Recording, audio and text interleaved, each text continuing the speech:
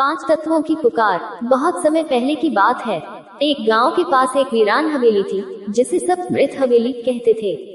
कहते हैं वहां रात को अजीब अजीब आवाजें आती थी। किसी में भी वहां जाने की हिम्मत नहीं थी। एक दिन अर्जुन नाम का एक युवक, जो सपनों को सच करने का जज्बा रखता था, गांव लौटा। उसे बचपन से सिखाया गया था कि डर को हराकर ही आगे बढ़ा जा सकता है। उसने तय किया वह इस हवेली के रहस्य को सुलझाएगा। रात के समय अर्जुन एक दीपक लेकर हवेली में घुसा। अंदर अजीब ठंडी हवा थी। तभी एक फुसफुसाती आवाज आई, तुम्हें डर लगता है? अर्जुन ने हिम्मत से जवाब दिया, डर सिर्फ मन का भ्रम है।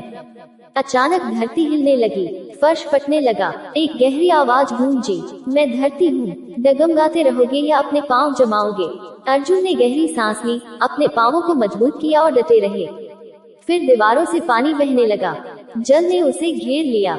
फिर वही आवाज, मैं जल हूँ, बह जाओगे या अपने लक्ष्य की ओर बहोगे?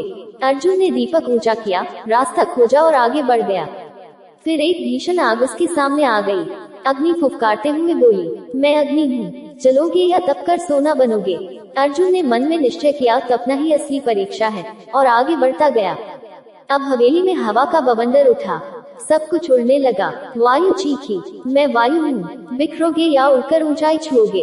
अर्जुन ने खुद को स्थिर किया और अपने उद्देश्य पर ध्यान केंद्रित रखा। अंत में पूरी हवेली का छत खुला और आकाश प्रकट हुआ। एक दिव्य आवाज गूंजी, मैं आकाश हूँ, सीमाओं को तोड़ो, अनंत बनो। अर्जुन ने आकाश की ओर देखा और मुस्कुराया। उसे समझ आ गया, डर केवल परीक्षाएं हैं, जो इंसान को मजबूत बनाती हैं। पंचतत्व उसे सिखा रहे थे कि वास्तविक सफलता डर से नहीं, आत्मविश्वास और धैर्य से मिलती है। जब वह बाहर निकला, उसकी आंखों में अब डर नहीं था, केवल चमक थी। गांव वालों ने उसे देखकर कहा, अर्जुन, तू अब सिर्फ अर्जुन नहीं, तू अब पांच तत्वों का योद्धा बन गया है। शिक्षा, मॉरल, धरती से धैर्य लो, जल से लचीलापन, अग्नि से साहस, वायु से गति और आकाश से असीम सपने।